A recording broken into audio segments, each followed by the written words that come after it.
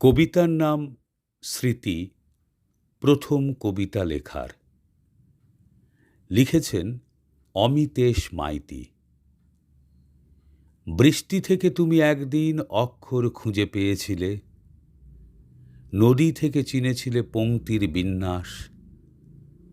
আমাদের অপমান বেদনার কাছাকাছি এসে থমকে আছে যে সমুদ্র, সেখান থেকে আর কিছুই শুরু করা যায় না। সেই অতলান্তে আমাদের খণ্ডিত বহু মুখ ভাঙা জাহাজের টুকরোর মতো ছড়িয়ে আছে। এখন আত্মহনন ছাড়া শেখা যায় না কিছুই।